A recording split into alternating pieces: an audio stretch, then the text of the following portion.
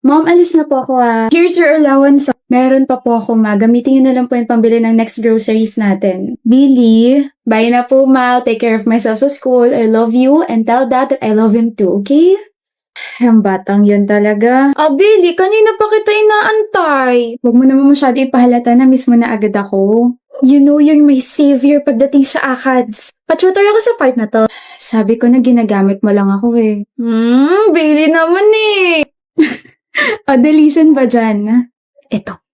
Congratulations, Billy. You're running for highest honors college. You're really making us proud, ha? Keep it up. Thank you po. Hindi ka naman kailangan pumalakpak. Deserve mo naman talaga. Saan pa nga lalo pang nilakasan. The dress is giving, Billy. Thank you. You wanna get the link ba? Pwede? Hindi mo i-gatekeep? Hindi lang naman ako yung pwede magsuot ng damit na to.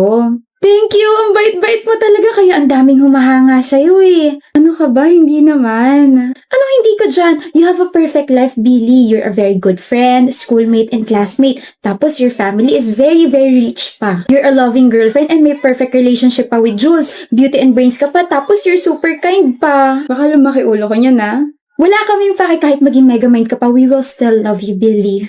Thank you, Laya. And you know my name pa? Oh my gosh! Of course, nagkaroon na tayong interaction dati, diba? How's your day, my love? Ganun pa rin, masaya, enjoy, and hindi boring. Tapos, running for highest honors ulit ako. And then, alam mo ba, I stumbled upon the schoolmate. Her name is Laya. Sabi ba naman niya, I have a perfect life. Perfect ka naman talaga. You're my perfect Billy. It feels weird lang, as in, sa buong buhay ko, ngayon ako nasabihan ng perfecto ako. Nobody's perfect naman. You're an exception, baby. Whatever. Sa'yo ba, Jules? How was your day? Nagka-abere lang sa isa sa mga subjects pero nagawa na naman na paraan.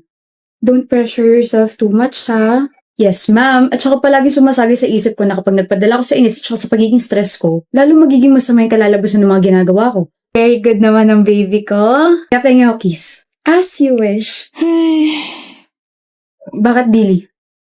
Ikaw yun? Yung ano? Cringe naman ito. Narinig mo yun? Billy, are you okay? Pinagtitripan mo ba ako, Jules? Okay ka lang ba? Ano ba sinasabi mo? Huwag ko na lang kaya ilagay itong part na to sa POV na to. Medyo cringe kapag naghingi pa siya ng kiss eh.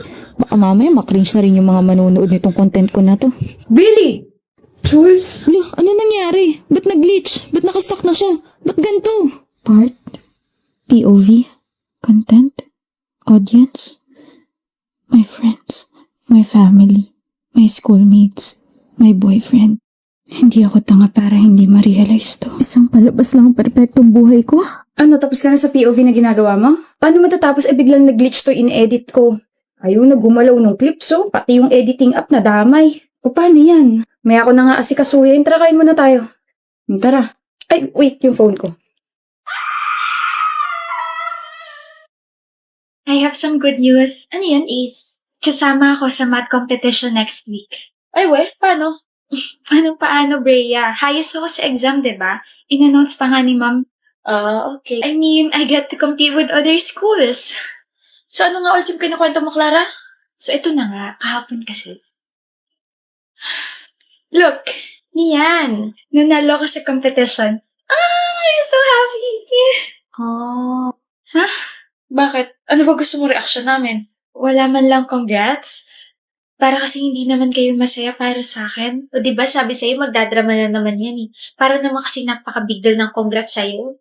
Of course, big deal yun kasi kaibigan ko kayo. Mana yan, puwet ka na siguro kakaaral. Tama. Tara sa kantin. Congrats, Ace. Galing mo. Thank you, Hannah. Congrats ulit, Ace. Para saan? Di mo pa ba alam? Kasama ka sa honor list. Talaga? Yep. Deserve mo mag-celebrate. Kain tayo sa labas. Ano meron?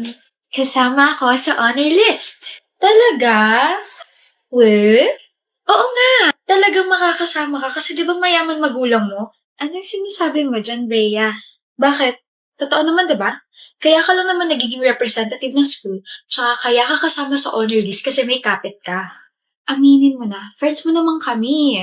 Oo nga, tsaka baka mamaya is pinangalan sa'yo kasi you're born to ace the quizzes and exams because of your connections. Hindi totoo yan. Nakita namin yung advisor natin na kausap yung mama mo nung nakaraan. Baka mamaya may bagong pinipish sa competition for Ace kapalit ng pera. How can you both say that? Wala kayong alam. Kaya kausap ni mama yung advisor natin kasi nagpapasalamat siya for guiding me. We're just saying na ang unfair kasi palaging ikaw Ace. Give chance to others naman. Nabibigyan naman ng pagkakataon yung iba. Sadyang ayaw nyo lang aminin sa sarili nyo na bobo kayong dalawa kaya ganyan kayo kay Ace. Hana, sabi mo? Sakit ba masampal na katotohanan?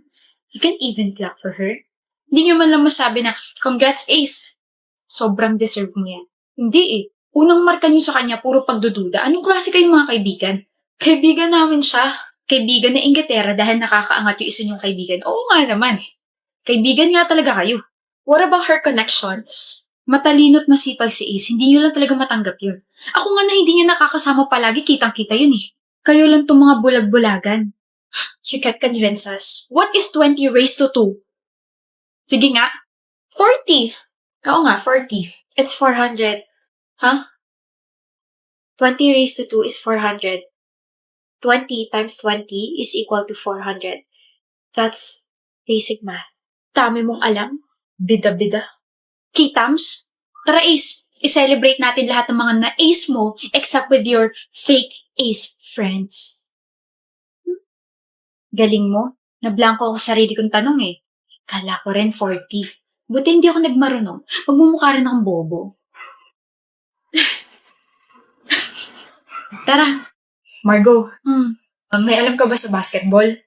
Bakit? Gagawin kasi kitang rebound eh. Boom, panis. Ano sabi mo? Tanga! Uy, anong rebound? Ay, teka mali. I mean, willing ako maging rebound mo. I mean, center ang position ko sa basketball team. Kaya naman you are the attention to my center. Or you are the center of my attention. Tama ba? Whatever. Margo, sabi mo gagana yung banat na yun. Bastard na ba ako? Bawi ka na lang sa next life, bro. Buti na lang, uto-uto, tsaka tatanga-tanga yung kaibigan ko na yun. Akalain mo sinabi nga yung suggestion kong banat. Sabihin mo na lang kasing boyfriend talaga kita para hindi na lumaki to at umasa pa si Kaizo Connor. Bakit ba kasi ako kumayag sa stupid plan mo natin? Ayoko nga. Hayaan mo maghabol sa'yo yun. Para kapag halatang halata na ilove na sa'yo yung kaibigan, doon ko sasabihin syota na kita. Panigurado lugmok yun. Bakit ba inis na inis ka sa kanya? Yabang niya kasi, kala mo sino. Ang dami na niyang inagaw sa akin na babae. Lahat na lang nagkakagusto sa kanya. Time na para ipakita sa kanya na hindi lahat nakukuha niya. Paano yan? Matagal niya na ako nakuha. Sinasabi mo dyan, matagal ko na siyang gusto. Gusto mo ulitin ko? Matagal ko nang gusto si Kaizo. I think 3 years na. Anong sabi mo? Eh bakit pa pumayag ka na maging girlfriend ko? Kasi sinabi mo sa akin yung plano na gawing tanga si Kaizo. Sa tingin mo gusto talaga kita? Kilabutan ka nga. Hindi mo ako mahal? No, yuck! At saka sinagot kita para rito. Para sabihin at ipamukha sa'yo na nakukuha niya talaga lahat without even trying so hard. Galing ko rin mong ito, no? Girlfriend naman kita. Pero siya naman ang gusto ko. Talo ka pa rin. Hindi ako makikipag-break. Baka ikaw ang balian ko. Hindi magiging kayo. Hindi mo sure. Gusto niya ako. Gusto ko siya. Pwede kaming dalawa. Really, ha? Ginagawa mo? Shh. Kaizo! I just wanna say that I like you very much and let's have a date tomorrow. Chat ko na lang yung details, okay? Margo! Oops! Nandiyan ka pala. Sisirain ko kayong dalawa. Oh, naririnig mo ba yun? Naririnig ang alin? Talunan, talunan, talunan. Nga pala. Alam ni Kaizo tong plano na to. I told him yesterday. You will regret this. Bawi ka na lang sa next life, bro. Faith, kakain ka na ba? Sino kasabay mo? Yung mga friends ko na tiga-ibang course. Bakit? Pwede ba sumabay? Dali na. Kasi Nari. Bakit? Bawal? I'm actually okay with you joining us, pero kasi I have to ask my friends first if okay sa kanila. Tama, huwag na nga.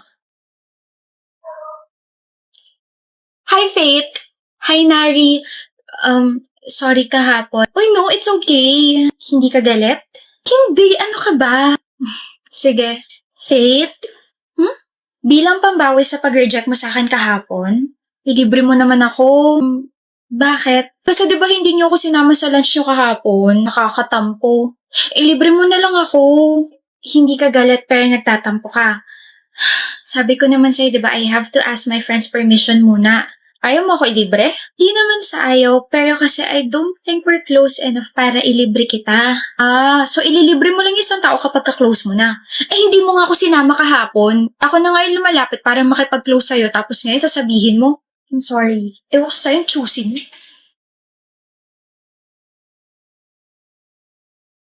Kakainis.